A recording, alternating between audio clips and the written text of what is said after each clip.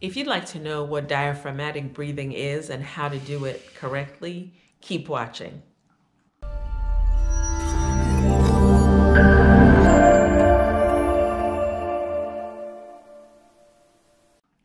Hello Healthinistas, and welcome to my channel, 50 Something. On this channel, I give you fitness, health, and lifestyle. So if you're a woman over 50, then you have come to the right place. Go ahead and hit the subscribe button, but don't forget to hit the notification bell so you don't miss any time I upload. And I do that every week. In today's video, I want to tell you about the benefits of diaphragmatic breathing, and I'm going to show you the right way to do it, and I also want to tell you how it benefited me. You also want to watch this video until the end because I have a very important question to ask you.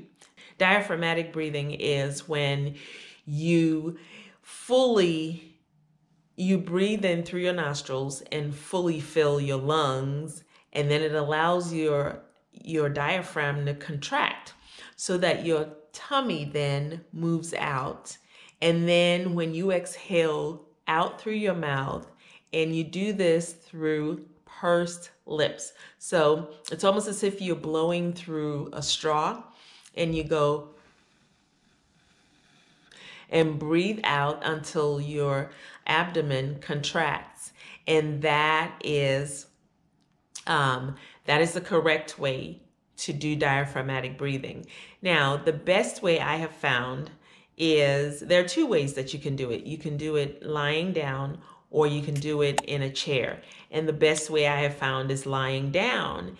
And you want to put one hand on your chest and then the other hand on your abdomen, right underneath your rib cage. And when you breathe in, you want to make sure that your tummy then rises, and then your hand that's on your chest is pretty much still. And then when you breathe out through your mouth, your tummy then goes in. And you want to breathe out to a point where you contract your muscles, your abdominal muscles. And so here are the reasons why diaphragmatic breathing is so important. It also helps people with asthma.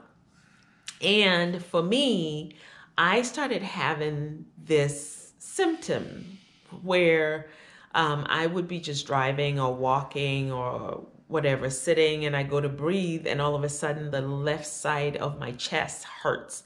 Now, I knew it wasn't my heart because I exercise strenuously and I don't have shortness of breath, and my heart feels great, and I don't have that pain when I'm exercising. It's just when I'm just going about my daily work or sometimes just sitting, and I would feel that pain.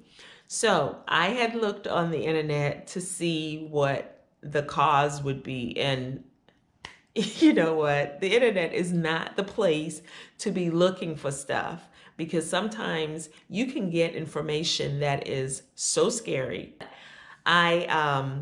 One thing I did find out was that it said that if you shallow breathe all the time, that can be a problem. And so you need to practice diaphragmatic breathing. Well, I started a little bit and didn't really follow through, and I continued to have this problem. And so I had gone to the doctor for my wrist. If you all know, I've had a brace on for a few weeks now. He asked me whether I had any other questions. And I told him that this is what I'm having. I have this pain. Sometimes I'd just be driving and I'd have this pain, and I would be almost afraid to breathe because it hurts. And he said, where is it happening? And I showed him where it was, and he said, that's your lung, and you need to practice diaphragmatic breathing. And I know that personally I'm a shallow breather, and I even hold my breath sometimes, not on purpose, but unbeknownst to me. I will hold my breath during the day, not at nighttime. So I'm not prone to sleep apnea, but during the day, I tense up and I tend to not breathe as deeply. And so I started practicing diaphragmatic breathing. And what I started to do is that right after I wake up and when your alarm goes off, sometimes your you're freaking out, right? And you're jumping up all of a sudden from a calm sleep, and your heart starts to race, and that's when sometimes I can have that pain as well. So what I started doing is, for about 5 minutes after I wake up, I breathe in, breathe out, do my diaphragmatic breathing for 5 minutes. And I've noticed that when I do that, I'm completely calm when I walk into the shower. And I've also noticed that it's helped with that pain, because when I feel the pain coming on, I start breathing deeply, because I know it's a combination of things. My not sleeping well through the night is because I have night sweats. And in addition to that, my shallow breathing and just tensing up during the day. So by me doing that diaphragmatic breathing, it's helped me. It's made me cognizant of to stop and think, if I'm not really breathing deeply, to stop and take deep breaths. And I intentionally, like I said, do I feel like I'm not breathing as deeply, I will stop and take in that deep breath.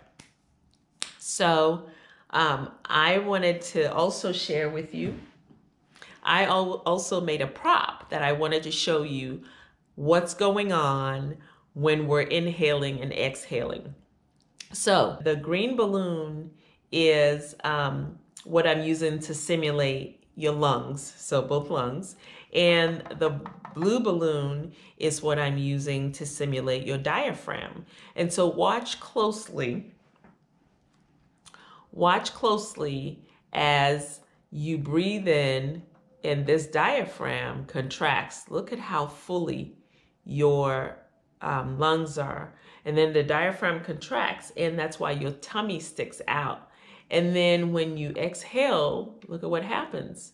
So on your body, your diaphragm fills in underneath your lungs. So your lungs, then you've exhaled the carbon dioxide. You breathe in, the diaphragm contracts. You breathe in fully the oxygen. You exhale, then you let out the carbon dioxide, and the diaphragm relaxes. The diaphragm is a muscle. So from doing that, you are going to strengthen the diaphragm, and eventually you are going to naturally breathe deeply. We belly breathe or abdominal breathe, the same as diaphragmatic breathing is belly breathing or abdominal breathing. And we do that as babies. But as we get older, we start to, hold in our abdominal muscles, and we just get to a point where we're just shallow breathing. And that's why we need to train ourselves again, strengthen that diaphragm, strengthen that muscle, so that we're able to breathe and relax. Question: have you done diaphragmatic breathing, and what have your results been? Leave your answers in the comments, because I'd love to read them. And also put down any other subjects that you'd like for me to cover